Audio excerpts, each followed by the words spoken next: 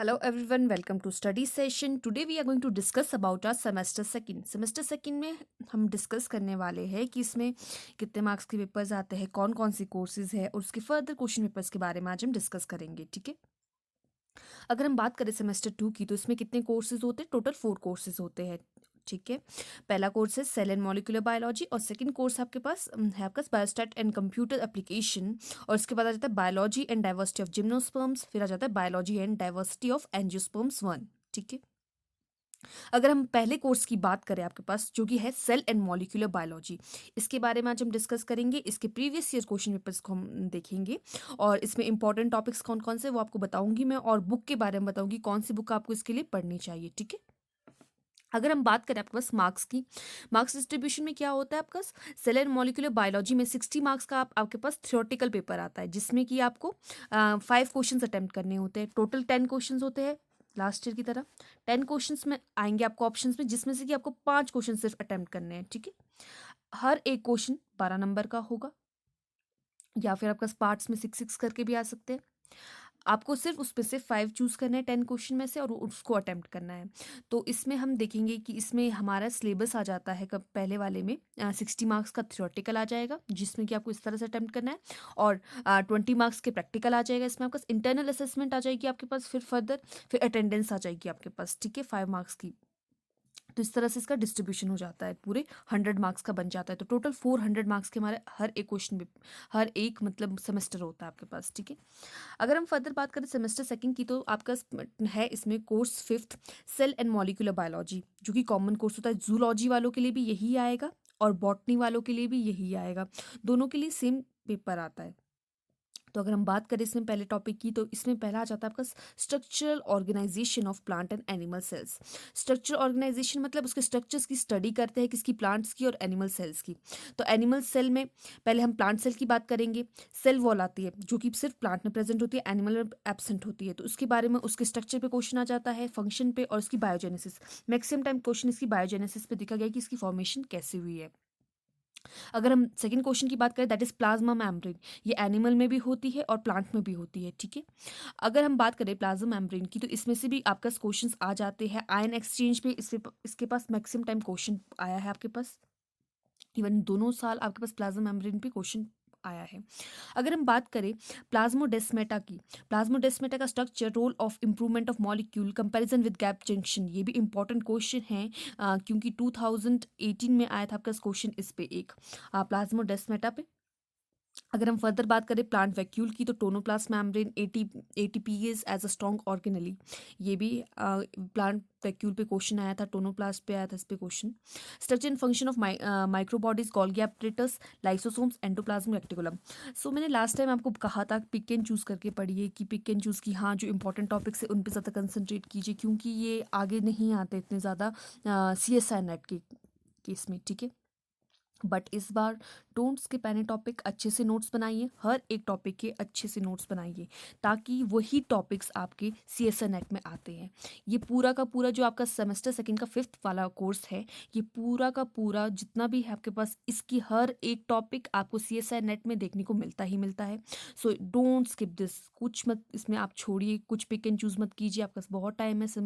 MSc में आपको सिर्फ इस पर फोकस करना है। अभी CSI नेट में यही आएगा तो मतलब इस पे अच्छे से नोट्स अभी से बना के रख लीजिए, ठीक है। अगर हम फर्दर बात करें structure and function of micro bodies कौन सी, Golgi apparatus, lysosome, endoplasm reticulum, तीनों इंपॉर्टेंट है, अच्छे से पढ़ना है आपको, ठीक है। अब आप देख लीजिए अपने आप UG की बुक से पढ़ते हैं कि आप अपने इसके लिए मैं बुक रिकमेंड करूंगी आपका एल्बर्ट की बुक, उसमें बहुत अच्छे से दिया हुआ है। अगर आप मतलब CSI नेट के पॉइंट ऑफ व्यू से पढ़ना चाहते हैं तो अभी से उस बुक को पूरा पढ़ना स्टार्ट कर लीजिए। अगर आप MSc से ही पढ़ना स्टार्ट कर देंगे तो आपके चांसेस CSI नेट को क्लियर करने के बहुत ज़्यादा बढ़ जाते हैं, ठीक है।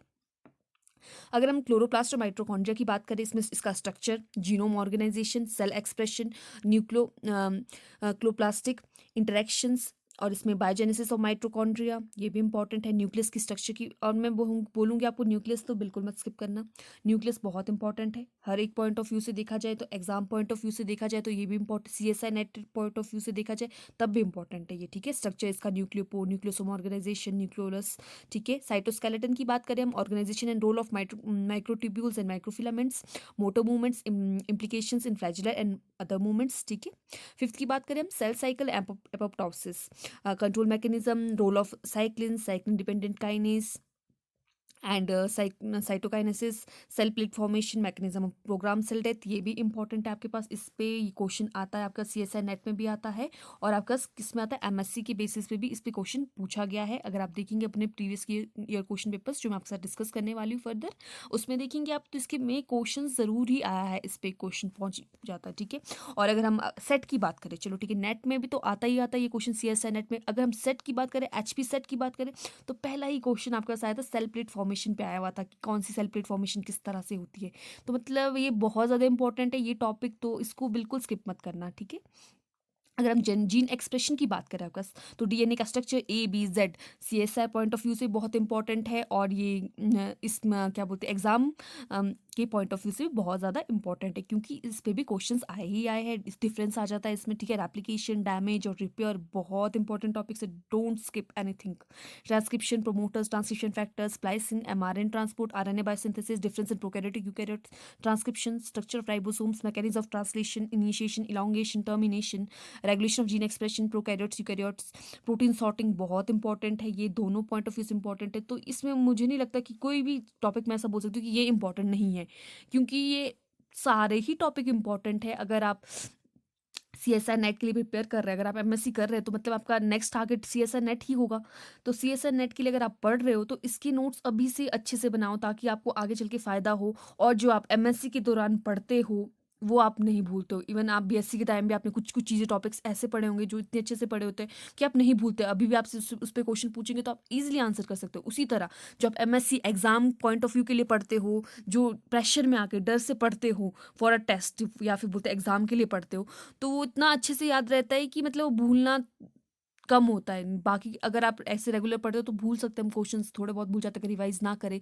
बट जो हम एग्जाम के लिए पढ़ते हैं वो हम बहुत रेयर केसेस में भूलते हैं सर, ठीक है। तो प्लीज़ अच्छे से इसके नोट्स बनाओ, एल्बर्ट की बुक यूज़ करो, और फर्दर और भी बुक्स है मैंने इन टेलीग्राम चैनल पे डाली हुई, उस पर आप फोकस कर सकते हैं। अलग अलग इससे टॉपिक्स ढूंढो, अच्छे से कंबाइंड नोट्स बनाओ अभी से MSc से, तभी आप टारगेट कर पाएंगे CSI नेट के लिए, ठीक है। तो अगर हम फर्दर बात करें तो क्वेश्चन पेपर्स पे आ जाते हैं अब डायरेक्ट हम। ये जूलॉजी और बॉटनी दोनों का होता है, तो कॉमन है ये, ठीक है आपके पास। तो इसमें 5 क्वेश्चन आपको अटेम्प्ट करने हैं, वही रहेगा रूल आपके पास। 5 क्वेश्चन अटेम्प्ट करने हैं, 40 शीट्स मिलेगी, 40 से आगे आपको एक भी पेपर नहीं मिलेगा एक्स्ट्रा। तो आपको जितना उस करना है उसी शीट्स में, उन्हीं शीट्स में करना है। तो आप पहले ही डिवाइड कर लीजिए अपनी शीट्स को, कि मैं हाँ मुझे 5 क्वेश्चंस करने हैं, तो मैं पहले ही डिवाइड कर लेता हूँ। मैं 40 पेजेस को किस तरह से डिवाइड करूँगा, इक्वल डिवीजन कर लो, फिर पूरी पूरी अटेम्प्ट कर लो, ठीक है। और अपनी स्पीड का अच्छे से ध्यान रखना। तो अगर हम बात करें 5 क्वेश्चन की, तो हम important question, compare and contrast structure of chloroplast and mitochondria. देखो क्लोरोप्लास्ट और माइटोकॉन्ड्रिया के स्ट्रक्चर पे क्वेश्चन आ गया आपके पास, ये करना है। Compare and contrast microtubules, microfilament, extra cytoplasmic matrix, ये ही बहुत ज़्यादा इंपॉर्टेंट टॉपिक है, तो इसे तो ज़रूर ही पढ़िए आप, ठीक है। तो अगर हम फर्दर बात करें आपका थर्ड क्वेश्चन की, comment upon a structure and a function of following. कौन सा, प्लाज्मोडेस्माटा, बहुत इंपॉर्टेंट है, इसके पास डिफरेंस भी आ जाता है कई बार इसमें।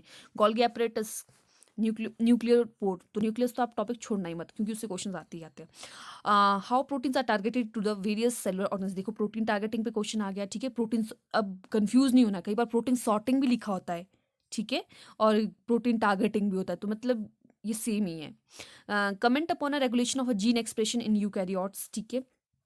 जीन रेगुलेशन कौन सा, लैक ऑपरॉन वगैरह आ जाएगा इसमें, ठीक है। दोनों नेगेटिव और पॉजिटिव वाला, कि किस तरह रेगुलेट करता है, वो दोनों आ जाएंगे आपके पास, ठीक है।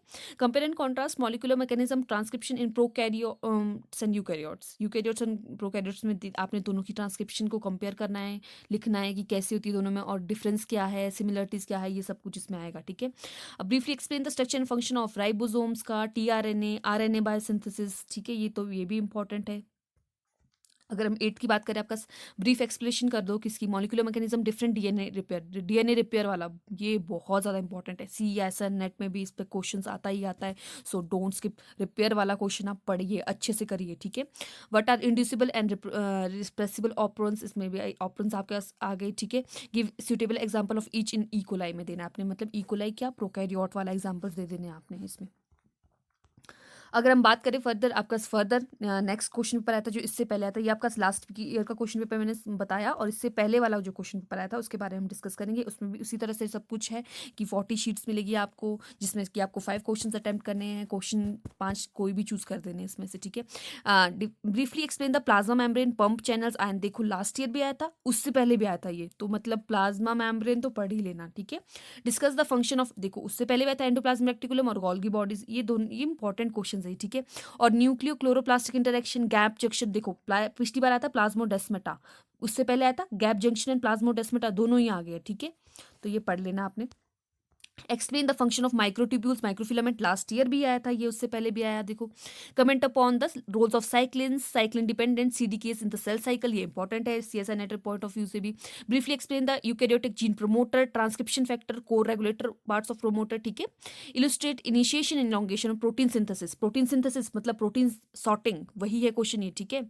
अगर briefly comment upon a negative and positive control of genes regulation, lac operon, last time भी आया, देखो इस बार भी आ गया, लैक ऑपरन मत छोड़ना।